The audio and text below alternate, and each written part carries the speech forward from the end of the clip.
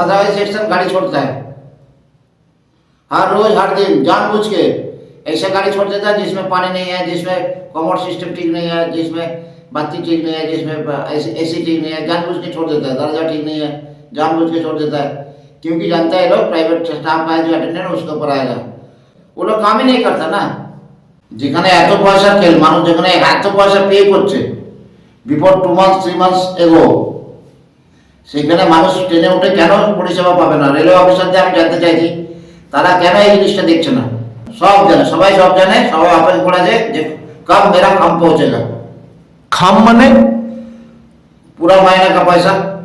भूसवाल to Nagpur, Nagpur to Bhusawal, different types of beggar hawker, they are moving freely with drunken अवस्था।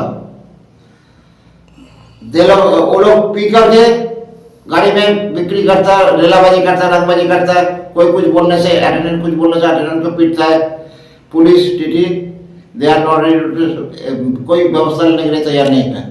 সবচেয়ে বড় সমস্যা AC টুটার থেকে A1 থেকে জেনারেলে যাওয়ার রাস্তাটা, ওটা বিরাট সমস্যা, বিরাট বিরাট সমস্যা। সারাদিন একরকম হচ্ছে, মারামারি ধাক্কাধাক্কি, রাত্রিবেলা চুরি হওয়ার চান্স আছে।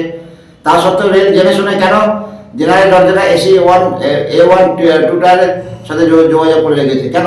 ওখান থেকে ডিজি আসতে পারে, অন্য স্লিপার আসতে পারে, কেন জেনারেলটাকে এসি টুটার A1 এর সাথে জুড়ে রেখেছে? কেন?